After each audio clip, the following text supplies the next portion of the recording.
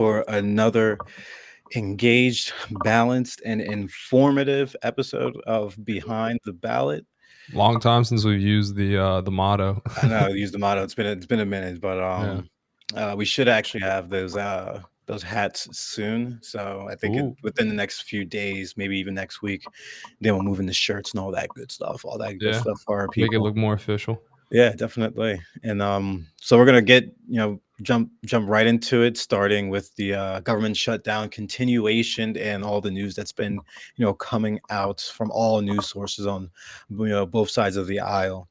So the U.S. government shutdown began yesterday after Congress failed to pass a continuing resolution leading to the furlough of approximately 1.5 million federal workers across various agencies. The Department of Education furloughed workers reported that their email accounts were accessed without consent, and out of office auto replies were altered to include partisan language blaming Democrats for the shutdown.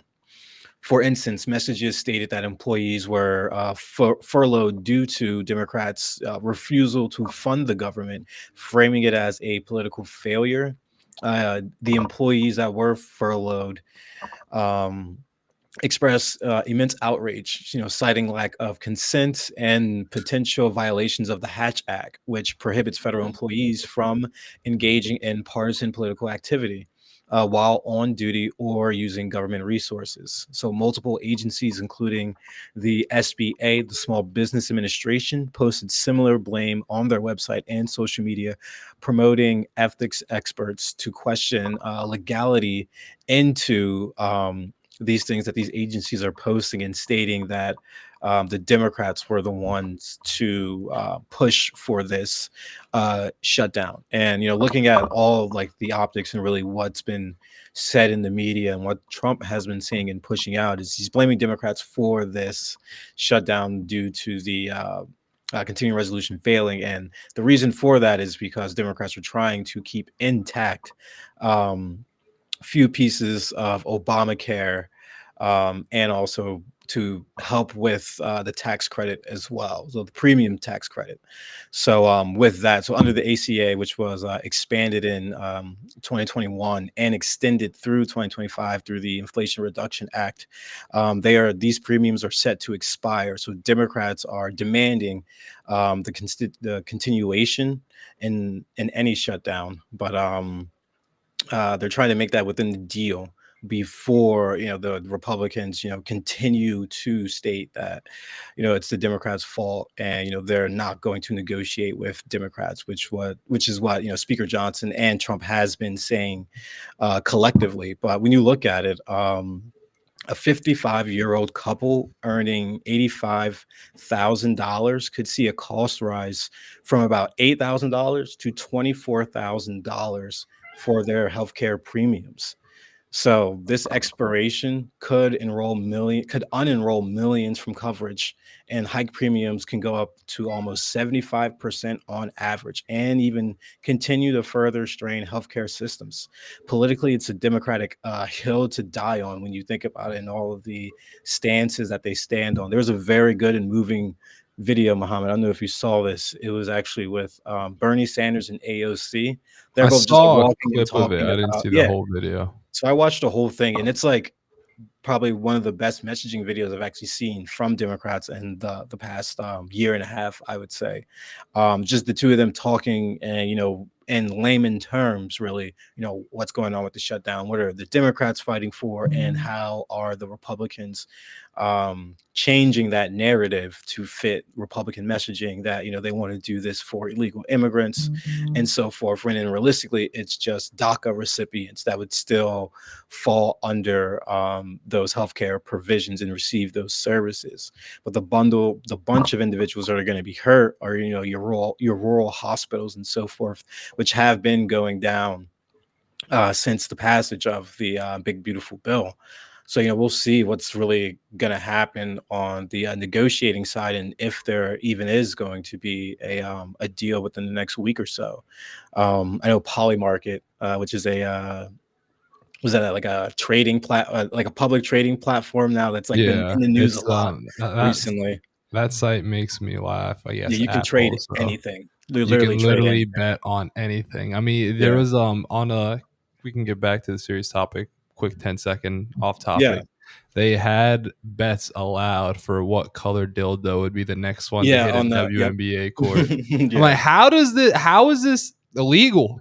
Somebody could Literally. go out there with a color dildo, throw that onto the court. That's like Yep. insider betting. Is that even a Yeah. crime? I'm not sure. I'm not sure. Yeah, there's actually there's outside of Polymarket, there is an actual betting site for surprise, surprise, Supreme Court decisions. I found this Really? out when I was I found this out when I was a fellow for I was a fellow for the PA State House, and I was speaking with one of the interns, and she was like, "Yeah, well, you can trade. I mean, you can trade. You can bet on depending upon what rulings are going to be and so forth." And I was like, "That is insane, actually." So That now is seeing the insane. evolution of that to now to like Polymarket, it's interesting to see.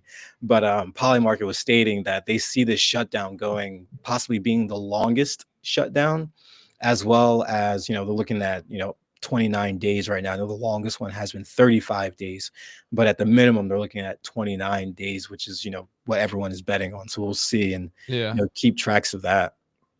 Yeah, And it'll mhm, be interesting to see, especially because the last longest shutdown was under Trump as well. yeah, yeah. And I think that one was what, 24 days, 28 days? Yeah, it was just about that same length. And then what's the real kicker about these furloughs is that he's Trump is meeting with office management. So the Office of Management and Budget Director Russ Vaught, a key architect of the Project 2025 that we have talked about on this podcast, which was the kind of like, let's just say, the retribution document for Republicans to get back at Democrats after Biden took office. So Trump referred to these as Democratic agencies that he's going to look to defund through the Office of Management and Budget. So he's targeting these Democratic agencies. He's going to defund these Democratic agencies. And actually, I did read something. I forgot to put it in the notes, but there's actually one Democrat that I believe was for the bill or something of that nature, and he's not. His state is not going to be losing funding or having their agencies cut from funding. So you're Really? starting to see how there's a quid pro quo in a small degree around that and what's going on. But yeah, it's going to be maximum. It's a maximum pain strategy that they're trying to do. Vault has already canceled 8 billion in green energy projects in Democratic-led states, so that's going to hurt even more of the electricity grid across the board in most of these Democratic states. So especially in like New Jersey, where our electricity bills are going up almost every single month. If you couple that, with what Vault is trying to do, we could be in some very high costs electricity bills, especially on top of the data centers as well, and as much energy that they're using. It was reported that in Virginia, 35% of Virginia's electricity is being used just for data centers. I Like saw just that. I just saw that. think about like how much more and how much worse it can get. And I actually think in Ohio they passed the law where that they would be able to change your meters depending upon like demand within your area. So if a data center needs to have more electricity, they will go to your house, turn down how much you are able to use, and then siphon that power over to the data center that is, collecting data on you and all these things that, Palantir and the government is pushing. Mind blowing. Um, yeah, it's mind blowing to think that, electricity, and soon enough, like I was learning this when we were in college, water wars and electricity wars are going to be the next few things that are going to come up within crises, just depending upon how we're moving, so forward with AI and also the way that we've been treating our climate on very different levels. But this overall shutdown is gonna cost a lot for the economy and for government workers overall. I really think Democrats are kind of standing on a very high moral ground here. I don't see how trying to frame this as them, giving healthcare to illegal immigrants when that's not even the case, which they have stated multiple times. Yeah, It's just altering of those individuals that aren't in the know of politics, or really wanting to be in the know and dive deeper into what individuals are saying. They'll just take what Trump says, at first hand and just run with it. So those are the people that he's really turning, and then they're letting that message go to other individuals, and it's just precipitating across through MAGA and then online and so forth, as we've been seeing. So really, who knows when this shutdown is going to end? And we also do know that these false claims from Trump about the Democrats is not going to end either, as well as these memes and so forth. This is not the best way, in my opinion, to govern. Um, and then, even definitely funny not. enough, the law that allows like hospitals to take in basically anyone and everyone was actually passed by Ronald Reagan. Actually, Ronald Reagan passed Yeah. that bill, but the reasoning for that he passed that bill was a lot different then than it is now. So just putting it out there that he was the architect of that bill, the famed Republican, as people say, is the best Republican. um just to add some context there, it's like interesting when you see members of different parties passing legislation, and then a member of the opposite party will use that legislation for whether it's their gain or against their opposition in some sort of way. Yeah, I think the funniest thing about that especially is that, I mean, we mentioned it last week in the podcast that the reconciliation budget bill is for the most part exactly what Yeah, Biden did. You know, it's just like a roll forward, but they're trying to take out some of these healthcare ACA subsidies and other provisions. So we see, when we all know when Biden was around, the Republicans are crying like crazy, crying hoarse that this bill is not good. It's not good for the economy. XYZ. It's going to increase the yeah, deficit further and further. And then we see these people just agree with it like it's nothing. And I think that a big part of the MAGA agenda, like especially Project 2025, is deflect and blame exactly. just as much as Scream and possible. shout, and maybe you'll get what you want, basically. Yeah, I mean, there's that one quote. It says just like, when the facts aren't with you, then argue the law. When the law isn't with you, then argue the facts. When neither are with you, then pound your hands and scream Yeah, like that's hell. exactly what's going on. And it's exactly what's going on. And I mean, we like literally see, as we mentioned earlier, we've got government agencies like the Small Business Yeah, Administration. We've got other websites as well. I think the White House's own website actually had it as well, where they were just in big red the words, "The Democratic. Democrat calls this shut down," and just in giant words the moment you go on the front page. And I mean, it's I don't want to say unethical, but It it's technically, I mean, it is because unethical. It's not the truth, because it like even is. I was gonna C-SPAN, say it's definitely like even illegal. yeah, It's yeah, definitely definitely, illegal. it's got to be. I mean, even C-SPAN, like, which is like the most driest and most accurate, like you could say, like television of politics. They actually show you, you see into the Senate chambers, House chambers, the voting and all that stuff. You see that, and they even tweeted out that the Democratic bill failed. So it's like not even that the Republicans' bill failed, the Democratic bill failed. So it means the Democrats tried to Yeah, pass the bill. Republicans did not vote for it because they're seeing, and they keep stating that these healthcare premiums and what Democrats are fighting for are for illegal immigrants, when and holistically they're just not outright. yeah. And I mean, it's a big point of what we've seen with the Trump admin. We know politicians lie, you know, but the what's the word I'm looking for? The obnoxiousness of these lies is definitely Yeah, and then exhausting. people are naive and believing it. That's the sadder part, realistically. Yeah, I mean, there was a video actually that just came out, Mike Johnson being interviewed, the speaker, and he was asked like, "Why aren't you negotiating with Schumer's and Jeffries on this? You know, you guys need Yeah, Democratic votes to pass this." And he said, "Well, I have nothing to negotiate about." I mean, dude, the government just shut down. People are about to go without pay for an indefinite amount of time. This is simply kicking the can down the literally. road. You are going to have to negotiate. One of the parties is going to have to change what they believe, and if the Democrats, Schumers and Jeffries, if they were to cave in first, I think it would be. I think Schumer would Oof. be the end of his political Yes, and he career. knows that, and they all know that. But when you think about it, like, if the Republicans really wanted to just hammer this through, they could, because there's a 60 vote rule that Absolutely. they could just nuke. They could just say, "We don't need to do that anymore, change the rules," and then just have it pass. Realistically, So can you explain they that don't to the need the viewers 60 because I'm votes. not sure of that So either. how it works is that there's usually a 60 vote threshold that is needed in the Senate that can be Yeah, bypassed so that you can only have a majority rule. So like you would just have like 51, 52, 53 because there's 100 senators. You don't need that 60 block to actually pass the continuing resolution. So they could do yeah, that, but at the same token, that also would leave a precedent for that to happen.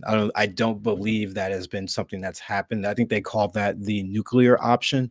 Basically, so that yeah. basically, because like if you think about it, if you have the majority by When the one, shoe's when the on the shoe's other on the other foot. foot, they can pass everything just by one vote if they just get rid of it or allow Yeah, that option to happen. I think McConnell was looking to do that a few times. I believe during Obama's era, there were a few talks of it.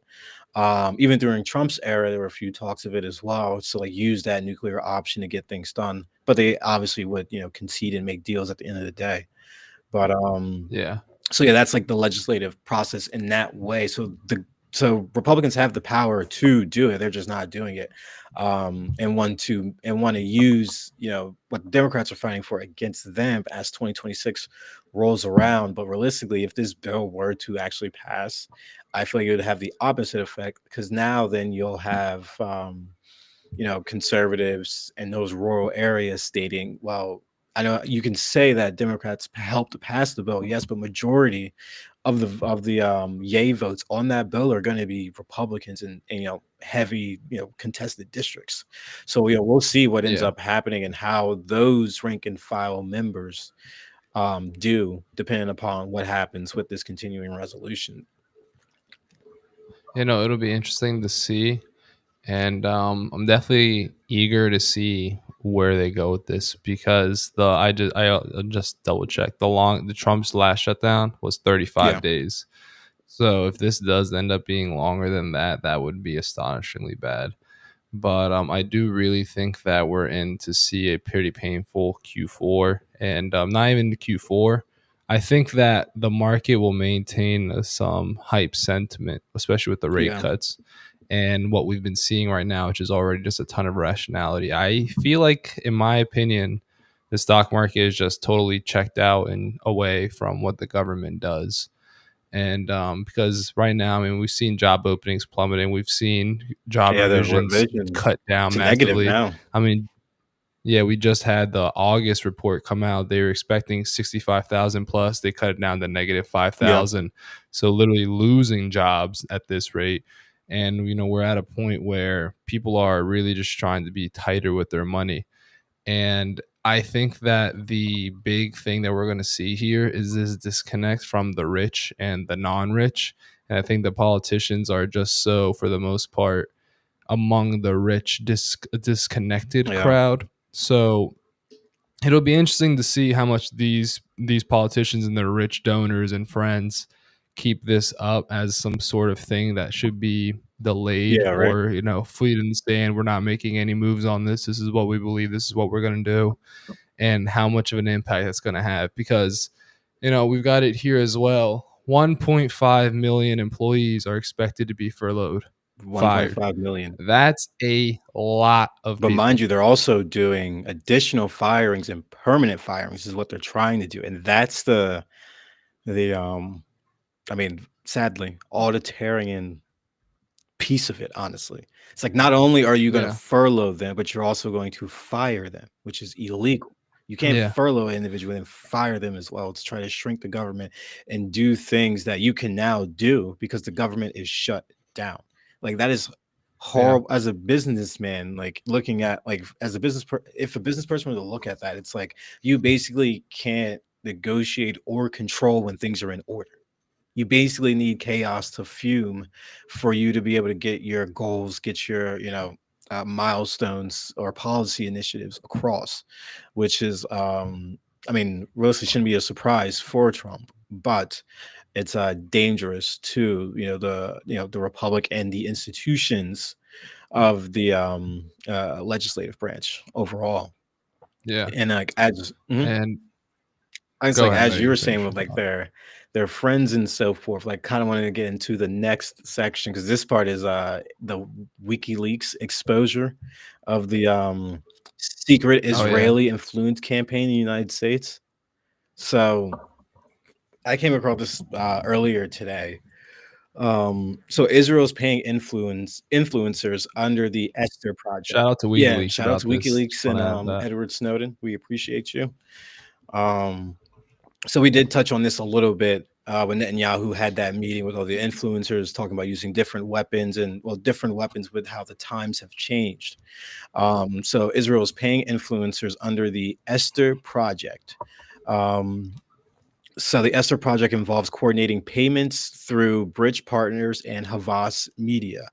Rep. Marjorie Taylor Greene demanded influencers register under the FARA, which is, I believe, that is the federal foreign, yeah, Foreign foreign Agent agent. Yep. So Registration Act. basically, registering them as their foreign agent, as should all foreign individuals do. But we all know that APAC is exempt from that, unfortunately. And I want to add, it's not just for foreign individuals, it's for even natural born citizens who are acting on behalf Yep. of a Yeah. There foreign you go. government. So, someone like Tim Pool, who was exposed for taking Russian money through a corporation in order to push pro Russian agenda points, he should have to register as a foreign agent for pushing Russian propaganda through a connection with them. Just like these Yeah. people who are now connected with Netanyahu, literally on video, meeting with Netanyahu, talking about what are we going to do to sway the American public with our, agenda. Yeah. Quite, that is absolutely a foreign agent. You're working for a foreign government as an Literally. agent. And Israel's Ministry of Foreign Affairs distributed over $900,000 in 2025 to recruit and pay 25 to 30 US influencers for pro-Israel content under the Esther Project. Influencers received 6,000 to 7,300 per post, targeting Gen Z via social media to counter declining US support amid Israel and Palestine tensions. Funding stems from Israel's 150 million foreign influence budget approved in 2024. So you're seeing firsthand just how Netanyahu is trying to put well, he already has his grip on TikTok, but now he's trying to get deeper through the roots and get to the influencers and have them, go after, individuals in my generations and younger who have animosity towards Israel for the things that they have done. And now I've even started to see actually on TikTok that certain things are now starting to be taken down immediately already. It's already starting. It's Oh already yeah, starting to how you happen. You can't can't stop it. you can't talk about how APAC controls Exactly. the Yeah. politicians. You can't. This is the thing. You're allowed to say Muslim terrorists. You're allowed to say Christian terrorists. You can't say Yeah. You Jewish can't say Jewish terrorists. You terrorists. Nope. can't. You can insult Muslims. You can insult Christians. You can insult everybody to the moon and back. The president. I wonder if you can insult Netanyahu, but you can't insult Israel or Judaism. It's Yeah, it just really shows just how tight that how tight their grip is around our neck. I mean, you could have someone online talking bad about Jesus, the Bible, and everything, but you won't have an yeah, outrage over that compared to if someone were to speak bad about, a Jewish and Jewish population and so forth. It's just a level of double standard that's not there that everyone is now waking up to, which is kind of the best part. It's honestly like keep doing this, like keep making it more yeah. overt, like Keep how bad it silencing is, people. and then you people will overturn, what they've always thought, how good Israel is, with what is actually happening around the world, because like these atrocities are something that can't be like talked about or even thought of in the terms of political ethics and moral ethics in itself. Like what Netanyahu is doing is just genocide across the board and the fact that we're having taxpayer dollars continually fund this, and taxpayers going to possibly fund the reconstruction of Gaza to a tourist site is just completely Yeah. disrespectful to the Palestinian people and all that they stand for and fought for overall. And It's terrible. I want to also add one common whataboutism that I get really Oh, here fed we up go. with This one. is people saying like, "Oh, well, why do you care so much about Israel but not about Sudan or not about what's happening in, XYZ African country that this person probably only searched up for so they can make this Because we don't argument?" fund them. And That's like, yeah, the like Nigeria, Burkina Faso. I'm like, dude, we don't fund the right, rapid strike forces right, in exactly. Sudan We're who not are sending murdering and raping taxpayer women. dollars. We're not funding Burkina Faso Muslim terrorists who are murdering Christians in Exactly. Nigeria. We are one. This is the thing. One, we did fund Hamas. We did fund Hamas. We in Israel funded Hamas. We in Israel funded ISIS. We in Israel funded Al Qaeda. We in Israel fund Israel. Yeah, Israel funding itself. Yeah, technically true. But we have funded all these Middle Eastern terrorist groups, and that's why it's such a big deal in American politics. We are directly funding the Israeli the genocide caused by the Israeli military. And what I hate about this argument the most is that these people pull this up when you start to speak about the war crimes. I'm like, dude, I'm the one here calling war crimes war crimes. Like, what? Why do you think I'd be okay with war crimes happening to other people Exactly. when I'm clearly calling them out for what's happening here now? You're the one who's saying these war crimes are fine because they're happening to the people I don't Yeah, agree with. exactly. I'm like, dude, so if you were the Muslim terrorists, you'd be doing the same thing they're doing in Yep. Nigeria. If you were the rapid strike forces, you'd be doing the same thing they're doing in Sudan. Your mentality of if though I don't like those people, so they deserve to die, is exactly the kind of mentality Israel has that so many people have woken up to. And the thing is, in my opinion, where Israel really overstepped itself is being far too open about the control they have in America in modern times when prior, at least they were a little bit hidden Yes, about it. yeah. But now with Trump being so openly Zionist and so in his cabinet as well, such as Stephen Miller and more, it's very clear these people have the courage and the confidence to just say what's been under the covers very loudly now. And this meeting with Netanyahu and American social media influencers is a perfect example of what. But I think the big thing is they had a good control over the traditional news media like, CBS, CNN, Fox News, especially Fox Yeah. News, where these people were able to just put like a cookie cutter format in front of these people with a specific message. And this is the thing. We've talked on this show before about how, and this makes me laugh every time I think about it. So there was a survey done back in the early Mhm. 2010s about which news channel viewers are the most educated, or I should say informed, not educated, informed of American politics. They found that Fox News viewers accurately know less of what's happening in America than people who don't follow the news at That doesn't all. surprise me. So that's how deceptive Fox programming is. They don't tell you what's happening if they don't want you to know, and if they want to spin something a certain way, they're going to spin in a certain way that is largely Mhm. inaccurate. And don't get me wrong, CNN, MSNBC, Yeah, they all get XYZ, it so wrong on and too. so on. They're all bad, but Fox News is by far the worst just by the numbers. And another crazy stat, unrelated to the propaganda, CNN has the youngest medium viewership of all the cable networks. Guess how young their median Probably viewership like what? is? Talking teens? 68 years old is the median age for CNN viewers, and it is the youngest. The Damn. youngest, Well, MJ. hopefully, So that means like Fox News, MSNBC, they've got 70-year-olds as their average jeez. viewer. The time has come. These people are going to start dying soon. And this is where that big change in power is. And that's what we're seeing what Israel's so desperate about is they're losing the crowd they've controlled for so long through Yeah. propaganda. And now they're making these desperate leaps and attempts to gain that younger crowd's support that they don't have right now. So that's why we see them paying off all these social media influencers thousands of dollars even just for one post. And this is what I don't understand. They're so bad Yeah. at it. Horrible. Like 90% of the people they pay are like skinny white women who clearly are like not working. They don't look like they're working class individuals. They look like they were bred out of a California bouquet farm. You know what I mean? Imported for modeling Yeah. contracts.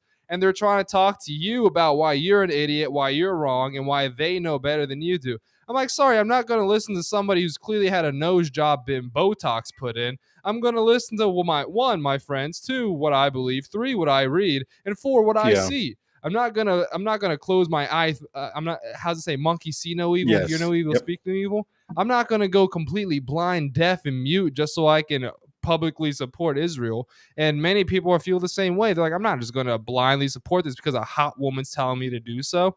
And even then, they've lost the Democrats completely. So they've been trying to gain a foothold with the young Republicans as a means of that. The GOP is their number one supporters. You know, we see it big time right now with what they're doing with the Give me Trump one party. second. Continue. You got it. I'll just keep talking. Is that these people are extremely big and extremely large with the GOP. I mean, we've even had Netanyahu himself say, yes, the GOP is the party that we align ourselves with in America. So not only have we seen Democrats openly start to take steps away from Israel, except for some party leadership like Schumer and Gildebrand and Yeah. Jeffries, but we've seen the base completely revolt against it. Whereas on the GOP, it's half-half. The Democrats are 80 to 90% against Yeah. Israel. The GOP is quite literally staunchly half-half. That's because of the young The old cut cut. and the Yeah. old cut. I'd say it's actually more like 40% don't support it because it's like 70 to 30 young people don't support it, 75-25. But the old people are about 80 to 20, 90 to 10 in Yeah. support of Israel. And they're the last crowd of Americans that support the Israel as a majority. So you would imagine that they would be working, like paying off like some rednecks or some blue collar workers or some people that give off that American culture Yeah. You would vibe. think You so, know what right? I mean? You would Not at think all. so, but here they are paying like models because they think, well, if hot girls are saying it, guys like hot girls, they're gonna follow the hot girls. I don't listen to hot girls when it comes to political opinions. You know Yeah. what I mean? Like Candace is an attractive woman. I think she's fine. I'll listen to some of the stuff she says because I think she's intelligent with what she says. I'm not just gonna listen to somebody because I think they're hot. You know Yeah. what I mean? Like this isn't what the sex doesn't sell political opinion. I don't know who you. If Dolly Parton was talking to me about it, maybe, but I think Dolly Parton. I see her. I think clearly. I believe this woman's believes what's best for America. She's Dolly Parton. So if they were to pay Dolly Yeah. Parton off, that'd be a good example of them doing that right. But they're paying off these people who are like 28 years old, got their surgery done, look like they just got done out of a model. They're shooting their third film Yep. of the week. I'm like, Republicans can't relate to these. These are the kind of people that Republicans hate. You know what I mean? These people that are all just flash and glamour. You know Literally. what I mean? That's not American culture. Flash and glamour is an And American it's great culture. 'cause And Mhm. to like end this long-winded thought, and MJ, I want to hear what you have to say about this whole situation after this.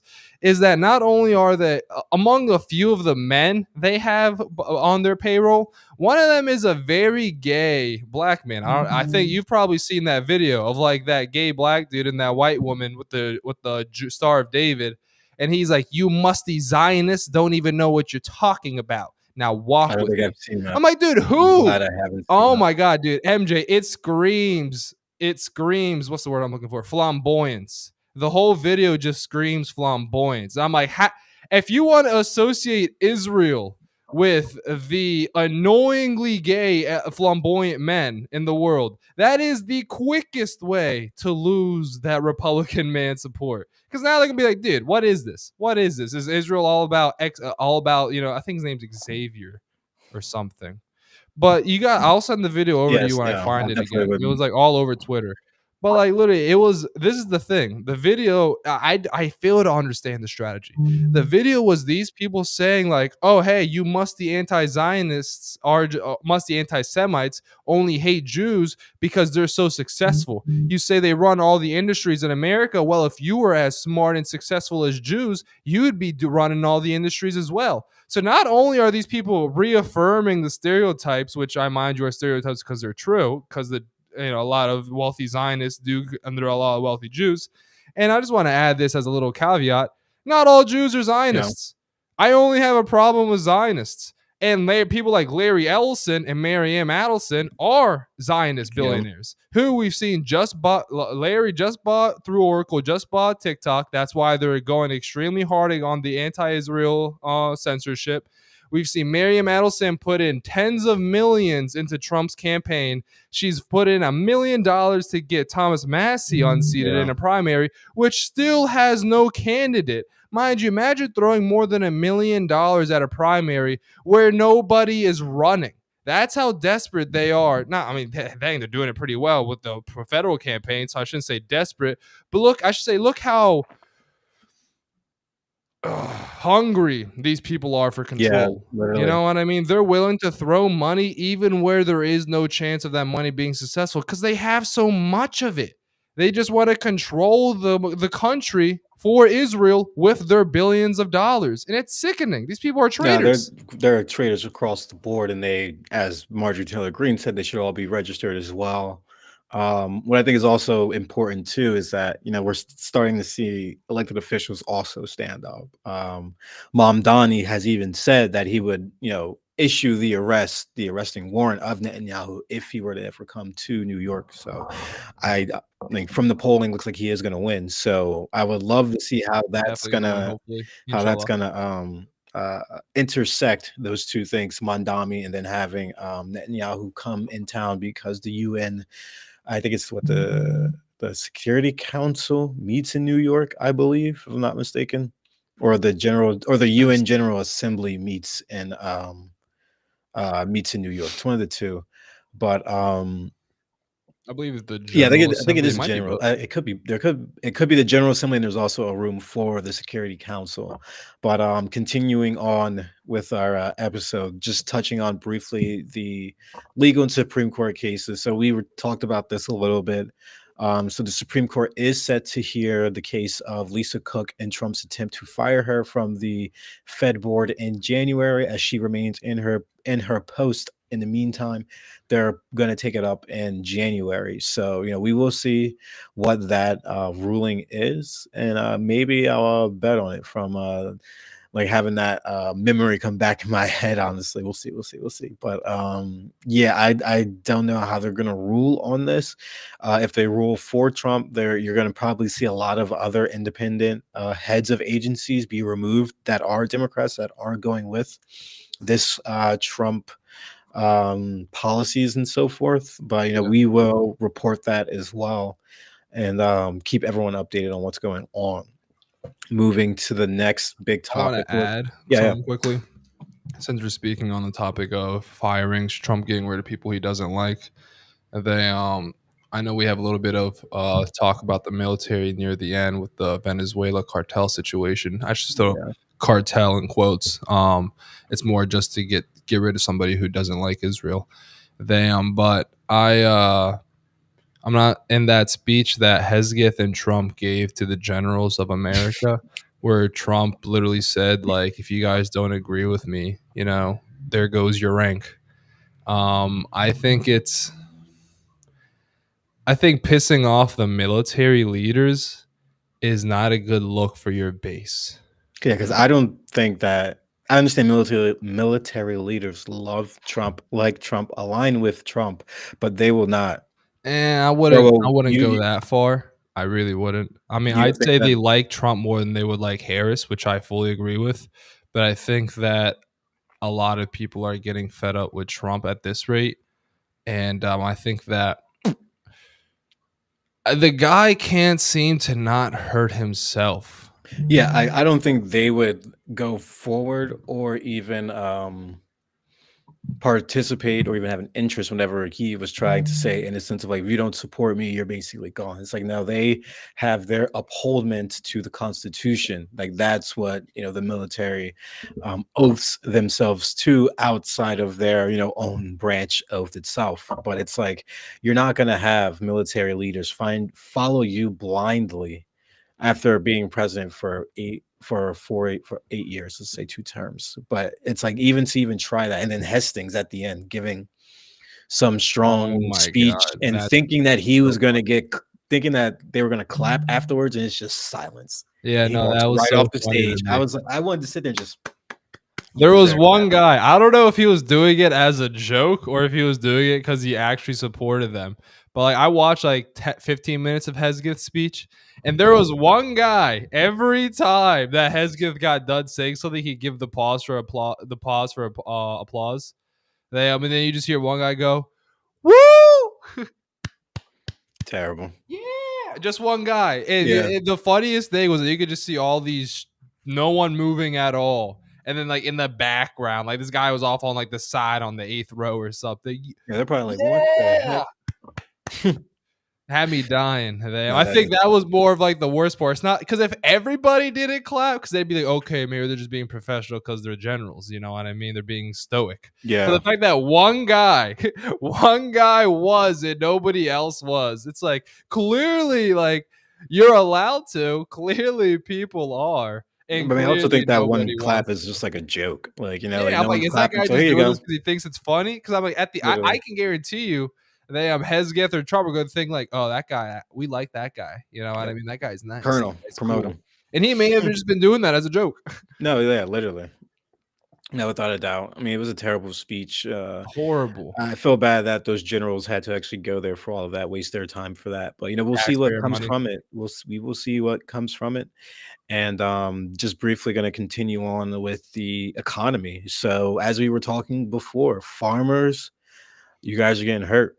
You guys are getting hit extremely, extremely bad. And now Trump is exploring a bailout of about $10 billion. So you'll have 20 million to Argentina because of this crisis that's going on. Like the crisis with Argentina is fueling this $10 million bailout. So now you'll have, do the numbers, 20 billion plus 10 million, it's $30 billion. 20 to Argentina, even though they are still selling soybeans to China, but we're going to subsidize the farmers because Trump made a bad deal move, basically. Like giving all that money, wanting to prop up Argentina. Argentina still selling their soybeans to China. China then not buying our soybeans from us directly, and then we're still just going to provide $20 billion to Argentina to prop them up. It's the most ridiculous thing. And while we're in the shutdown, I just want to add this. They let me just go ahead. Go ahead. I just want to back up these numbers before I say anything. So keep going. Yeah. yeah, I was gonna say, so the shutdown halts USDA loan approvals, payments, services, and thousands of farm service agency offices. So this is going to disrupt the machinery purchases and aid for disasters. You'll see far more bankrupts, reduced outputs from farms. You see food price hikes, as you've already started to see at the grocery store.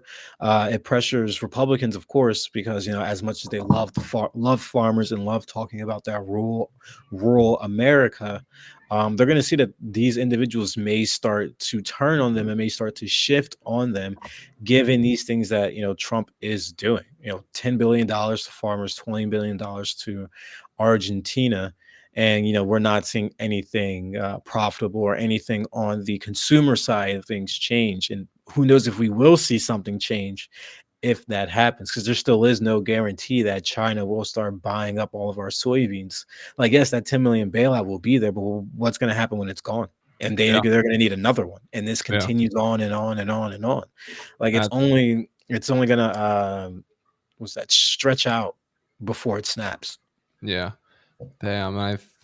What I find interesting about this all is that a lot of people have very successfully propagandized the term socialism, because there's a big difference between socialist economic policies and government policies, and this is absolutely just socialism. You know what I mean? Yeah, literally, Taking yeah, taxpayer money from other states and giving it to these people, redistributing the wealth to the people that need it. You know what I mean? This is literally just socialism. I don't want to cut you off, but someone actually came up with a very good point. Actually, the Trump RX that we were talking about, that's Yeah. socialism. That's Socialism. literally socialism. Yeah, he's Yeah, buying literally. drugs through the government, that's Yep, socialism. yep. I mean, the thing is, the difference between socialism and communism, the government takes over the means of production. So like this is why like the 10% stake in Intel, that's why it's being called state capitalism, which I think is a funny word. It makes it still sound a little bit American, state capitalism. But Right? Yeah. you could call it socialist light, honestly. I definitely call it the 10% socialism. Democratic socialist? Democratic, so maybe could you even you can go that far. Yeah, honestly, you know maybe what I you can mean? even Like go that was a bad term a few years ago. Don't forget when Bernie for Sanders getting was running. That increasingly was popular like, now. yeah, I remember back then. That's when I was like, I'm a democratic socialist. Nowadays, I'm like, shit, don't call me that. Not, I did not mean to say that. They No, you see, my grandma listens to this, so yeah. well, would she go crazy if she heard you go describe No, yourself we in already had a terms of? conversation about that. She's like, "I love you guys. You guys are great." She's like, "The cursing just down just a little bit." I was like, "No, I Yeah, know, yeah, I I know, feel I know, I I know. I also feel like understand." we do sometimes use a little bit No, of we did, foul we did. So we language. do The apologize for that. passion is Yeah, real, guys. it's The such a passion strong is real. passion. It's a strong passion, and we Yeah. hope that Democratic candidate is going to have that same passion when they run for office in 26 and 28. Because I'm doing this because that's the Gavin pose right there. It's Yeah. like two fingers out. I But mean, if Janelle Stelson loses PA District 10, I'm definitely gonna most likely make that move. They and you should definitely make your move once that oh, blue and wave comes around in 28. yeah, there's a few races and so forth in my area, Burlington. I think I bookmarked something. I got to send it over to you. When's the Jersey governor race officially done? November? It's November 4th. Yeah, this Yeah, November. Yeah. pretty So close. there'll Oh be, shit, a month. yeah, basically. So we'll say they're saying Chitterelli. I was at a event actually. I know this is off topic, but I Yeah, was at an event for it's basically for re-entry individuals. It's for the New Jersey Reentry Corporation, which is ran by former Governor Jim McGreevey. After the event, actually, that's where I was able to talk to Al Sharpton. Actually, funny enough, yeah. um, Reverend, you gotta yeah, Reverend add the yeah. honorific. You know, if somebody's called doctor, you gotta call him Yes, doctor. the Reverend Al Sharpton. I was able to meet him, see him, so that was very nice. And then, so we were talking to McGreevy, me and the president of the organization that I work for, and he was saying, he sees it going Chitterelli. He's like, Really? independence, it's going for Chitterelli. He's like, the messaging, the ads, and I tell my boss and supervisors, I'm like, I live in Burlington County, well, Mount Laurel, Burlington County, New Jersey. We have Democrats as senators, assembly individuals as well, and we're getting hit heavy with Chitterelli campaigns. Like I'm like campaign ads. I'm talking probably like if I sit down and watch football, right? Usually about like what 2 hours, 2.5 hours, just about. I'm probably getting hit with 3 or 4 Really? Chitterelli ads, maybe one Mikey Sherrill ad. And that's funny because I remember earlier in our podcast, we were talking about how they were dumping so much money into New Jersey because of those fears. Seems like those fears were kind of right, Yeah. realistically, because there was a poll that came out and they were only 1 point away from each other. But getting back to this bailout and so forth, we'll see how actually the two candidates can kind of, narratize this shutdown to try to get, try to garner additional votes as that um, November election date comes for New Jersey. Um, Wanting to move now into our last piece, looking at global news realistically. Putin, kind of caught me off guard when he said this. My eyes lit up. I was like, he says he seeks full scale restoration of relations with the United States. So at the Valdai, I think that's how you say that, discussion club on October 2nd, Russian President Vladimir Putin stated Russia aims for comprehensive U.S. relations restoration, dismissing NATO attack fears as nonsense. He praised Trump as a comfortable interlocutor, Interlocutor, I think that's how you say it. Interlocutor, interlocutor. interlocutor.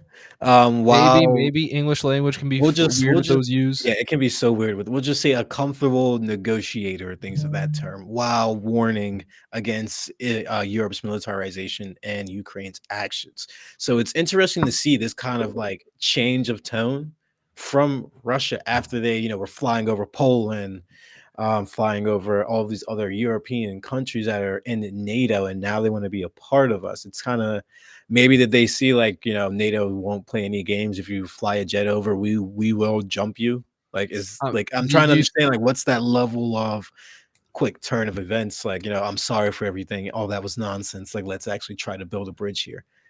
Do you think he's being honest? That's the big question. I don't think so at all. I I think think I he's think just it trying to could hype be. up Trump so the US stays out of it for even more period of time. Like, I think Putin's strategy I just got 5 more seconds. I No, yeah, think yeah, Putin's yeah, yeah. strategy is to make Trump feel as good about himself as possible by complimenting him, so US stays out of Ukraine from extra support for Ukraine, I should say, all while Russia continues to, like, march in.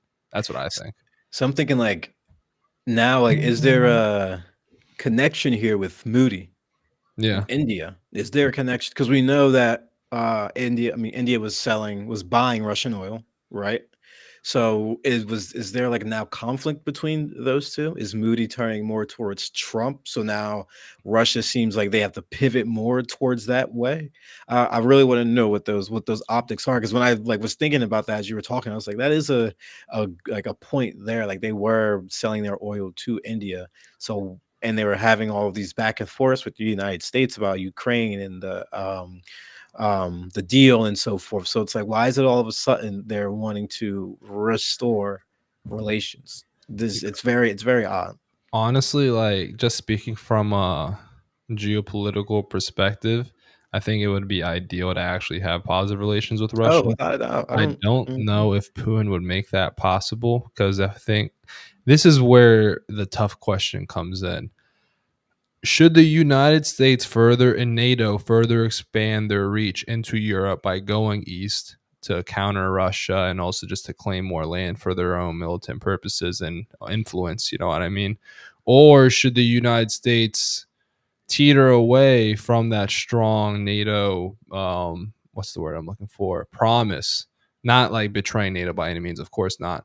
But Ukraine isn't in NATO, you know? No, So no. it's like, if the United States were to double down with the Ukraine fighting Russia, that's going to lead to a greater European conflict with Russia, where, in my opinion, we're going to see NATO expand its reach further eastward, possibly into Ukraine, if Russia is already trying to escalate a war. Russia was saying Ukraine joining NATO would be the cause of a war, but if Russia's trying to start that war anyway, the Europeans are going to be thinking, well, why would we wait? Why wouldn't we do this? This is a Yeah. security issue. And at the other foot, I see also being logical for the United States to be like, Ukraine isn't in NATO. You know, this isn't something that we have to back 100% with billions of dollars. You know what I mean? We need to look for a diplomatic solution to this. Let's try to be peaceful with Russia. But when Russia isn't trying to be peaceful, when Russia is being militant, while they claim to be trying to take a diplomatic solution, it makes it hard to really believe that they have a peaceful idea in Yeah. mind, more than they just have a let's continue diplomatic talks all while we slowly encroach and take more land. I mean, it's a common strategy we see with Israel too.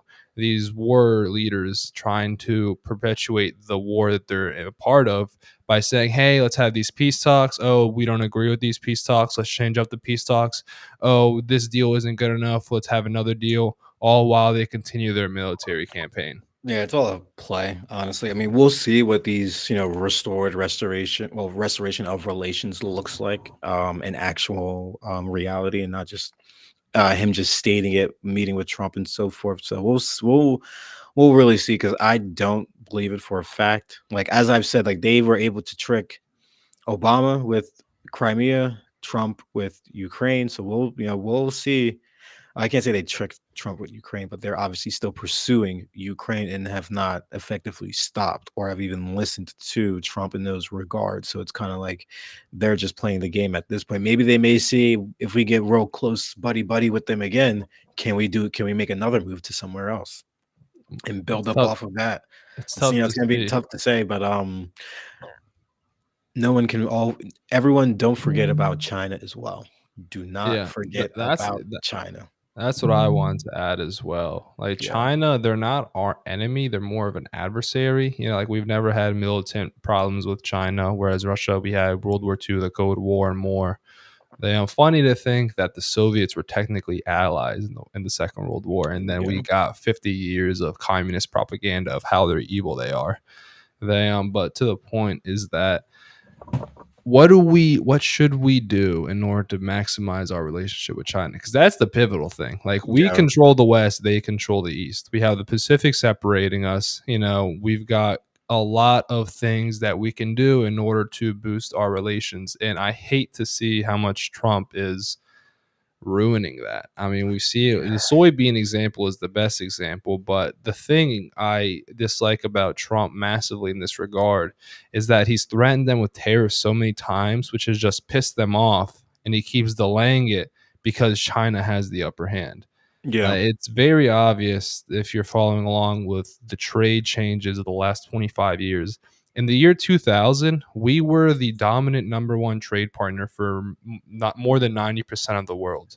Oh. Now, China is the dominant trade partner with more than 90% of the world. So in 25 years alone, we've lost our dominant grip as the global trade. So now we're just holding on as the global finance, industry, Yeah, basically. realistically, yeah. No, Global it really finance is. and global tech, and China is trying to take tech away from us very quickly. So, I mean, it's those three areas that the United States was really dominant in. Then we lost our, when it comes to non militant power, then we lost our trade power just because of our, in my opinion, extremely poor moves across the last 20, 25 years, implementing sanctions, implementing embargoes more and more to the point where if we didn't agree with the country on anything, we'd hit them with, oh, now us and our allies won't do business with you at all until you change your mind about this or until you do what we want. And Yeah. so countries, rightfully so, think, well, either we bend to America's economic power or we look for economic trade elsewhere. Who's going to do that for you? Oh, the cheaper and more affordable China. And it's bothersome that we're giving China so much of this. I wouldn't call it soft power either. This is like hard Hard power. power, yeah, It's not like yeah. cultural influence. This is legit control of the world. I mean, we see it with their Belt and Tire initiative in Africa. They are taking Africa, Mhm. African resources, African land. They give these African countries loans to benefit and grow their economies, but these loans are very strict and very, I'd say, predatory, honestly. Probably. But they're better than dealing with the IMF, because when you Mhm. deal with the IMF for America, well, if you deal with America, you're going to get screwed over. There's that Henry Kissinger quote: "To be an enemy of Oh, America yeah. is an issue. To be an ally of America is a very big problem, essentially." And I agree with that. If you deal with America, if you don't do exactly what America wants, you're going to suffer. If Oh, you yeah. don't do what China wants, you know what I mean? They're going to cash in on their loan and then either leave you alone because they don't want to do business with you anymore, or they're going to take through their contract that you've signed, the loan, they're going to take resources and land. And what are you going to do at that point? This Exactly. isn't this was very clearly written in the terms. If you don't agree with it, that's your fault. You know what I mean? You signed the contract. This isn't like the United States saying, "Oh, hey, yeah, let's do trade," but you can't do that, nor can you do that. XYZ. These are all issues, and we need to figure out what we can do to get that relationship with China back and in full force, because this is not helping anybody, especially when/if they start passing us in technology, which is Yeah. likely going to happen at No, this rate. definitely likely gonna happen. Yeah, we're going to be really struggling. I mean, we've already seen it. Nvidia, they're not allowed to sell chips to China anymore, and Yeah. that's not because of an American directive. That's because China just literally banned their chips for security reasons, and also because China said we can develop chips better. And I Yeah. follow this one Chinese guy on Twitter. Who has some pretty good things to say about China in terms of, like, what's the word I'm looking for? Just, insight. That's the word I'm looking for. Insight into China. And he mentioned that while the chip industry and tech industry in China is extremely secretive because it's basically protected by the government, so no other nation knows what's going on. He was like, based off what I've, know about China, know about the tech industry, what I've read, and because he's also works with reporters and like news stations and such to like learn more. It was like China isn't directly ahead of the United States yet, but the reason why they would ban the chips now from Nvidia is because they're confident that they will be able to make chips better or just as good very, very soon. Yeah. So it was Yeah, like the which reason is why they were buying them was because they didn't have them as good. The reason why they just so abruptly cut it wasn't because they just magically transcended NVIDIA chips in one day, but it's because they've seen a logical path to being able to pass these chips where they no longer need to rely on these from NVIDIA themselves. Especially exactly. tying that in with the national security issue, it was just like two birds with one stone. Mhm. So we're losing China. we're in this issue where we're really cutting off global partners. And I don't think that this is going to be a good 4 years of American global relations at all. No, it's really not. I mean, and then on top of that, to get to the last piece, it's him now going after smugglers and drug cartels, and the issue isn't going after those individuals. That's not the issue. The issue is that this is going to escalate the drug war and bypass traditional law enforcement and raises concerns over the War Powers Act. So basically, in a confidential October 2025 notice to Congress, Trump declared a non-international armed conflict with the Caribbean drug cartels labeled as terrorist organizations. So smugglers are deemed unlawful combatants, And you should wait. authorizing defense. You should add in when you say cartel, add it in quotes because this Oh very yeah, well just could be who could it be? Like, non-normal yeah, what's a citizens that they're being cartel? designated as Yeah, drug dealers. yeah. So I always tell basically almost everyone wants to get into policy and all that good stuff. The most important thing of laws and everything is definitions. Whatever the definition is the most important thing because that can Semantics. change Semantic the whole, narration or the whole avenue a piece of legislation is going to go if you just change a simple definition. there's a thing that I really there's a quote that I really like. You hear it as a kid, but there's a lot of things as when you go from a child to an adult, you begin to understand things far more. The devil is in the details. Yeah, And it's really, I mean, even when it comes to my job as an accountant, I'm sure when it comes to your job, working with you do with with New Jersey education, and literally anything and everything, the smallest detail matters, and the smallest detail can completely change the greater definition of the whole project itself. exactly. So what I kind of want to like dive into a little theory here. So I feel like this is going to be something that he needs to have like just kind of like happen. Like Congress, he needs to have Congress kind of like just let this go. Like, yes, it happened. Let the Democrats uproar, whatever, this, that, and the third. I feel like this could be a precedent or a tool usage on honestly Democratic cities. So if you have, so mind you, we talked last, drug trafficking is going up and those arrests are going down. Yeah. And we see here he's going after smugglers, individuals in the drug community and drug cartels. What stops him from deeming certain cities, whether it's LA, or it's cities in LA, cities in New Jersey, cities in Philadelphia that are high in drug and going to send down individuals to get them? Like for some reason, I'm always going back to that. How can something that he's doing internationally or even on the Supreme Court side of things, whether it's looking at the DACA recipients with birthright citizenship and things of that nature, how can those things be inadvertently turned on Americans? That's what I always kind of like to think about because every law is not a good law no matter what. Just Yeah. because a law was passed does not mean that it's good, and I hope everyone knows that. But it's also good to always think about how in certain ways can things be used in a negative light, because obviously we've been saying once the shoe is on the other foot, Republicans are going to be crying and so forth if Democrats push and steamroll the way that they have been. And I want to add to that theory of yours. It's not grounded in complete delusion. I'd argue it's No, grounded in no, reality. I mean, even if we go back to what the civil rights era, the Black Panthers, Fred Hampton was murdered at the age of 21. yeah, inside his Security own issue. home, inside They his own home. Yeah, California, they banned when Ronald Reagan was governor, mind you. When Ronald Reagan was governor, they passed a law banning assault rifles because so many Black Panthers activists were, making him uncomfortable, even though they never violently hurt him by any means.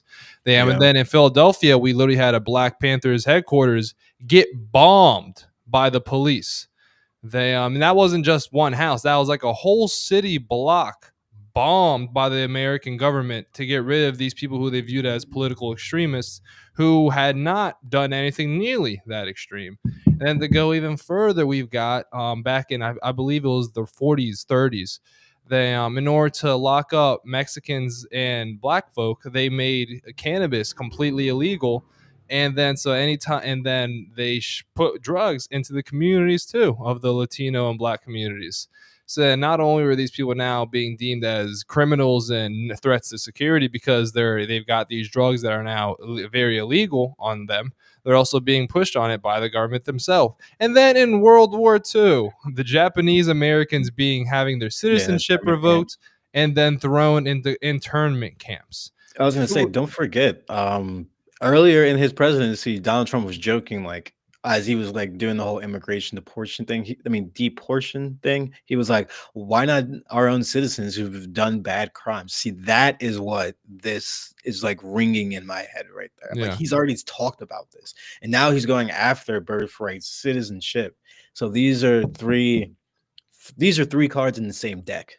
Basically, is the best Yeah. way to put it. Is really Yeah. the best way to put it. It's very worrying, but am optimistic this will blow up in his face I really because hope so. I really yeah, hope so. I do think that the thing is most Americans agree immigration is good. There's a small subset of people who just hate anybody who isn't white, and Yes, that's yep. the far right. You know, that's you might see it very often on social media. The reason why you see it very often on social media, which makes me laugh, a lot of that is Indians and Israelis. You know what I mean? Like Israeli bot accounts and Indian bot accounts and real Indians who are just harping as far right white nationalists. Yeah. I mean, there's that one Twitter page that has more than 1 million followers. I'm blanking on the name.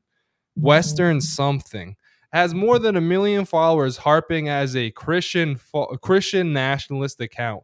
It's an Indian dude who's Hindu. Why are you larping as a Christian? In my opinion, there should be a law that's passed that you can use it. Listen, you can use a VPN to get rid of wherever so people can't track you when you're on their computer. You should be registered by required by American law to include the country from where your computer is coming from. You don't need to put your freaking address, but Yeah. whenever somebody makes a post, you should be able to see what country that account is coming from. I think that's fair. That's It's fair. it keeps the anonymity. It allows people to use VPN. You know what I mean? Surprised But Musk didn't try to implement something like that because I know he wanted to get rid of bots, but that would honestly be the best way to one spot them and two get rid of them. the thing is, Musk benefits from bots. That's a large part of. I mean, Yeah, I'm sure people are realizing a large part of the Twitter environment is just bots. Like bots. you open up a tweet, and it's a tweet like, I do think that murdering innocent children is evil, and then the first comment is like, just say you hate Jews.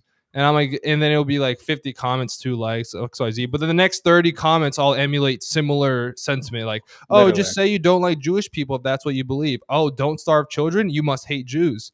And it's like, I really don't believe these are real people.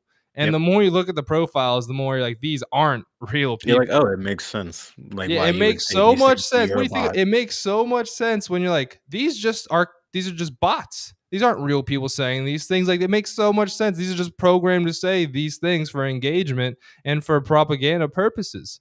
But to sum up this long-winded thought is that it's interesting to see how much Trump has been catering to the far right crowd when it is a one, not in America's interest, two, a minority of belief, but three, Yeah. I would argue this though, he's packaged it into a manner where people at first didn't realize how his supporters didn't realize how batshit crazy it was.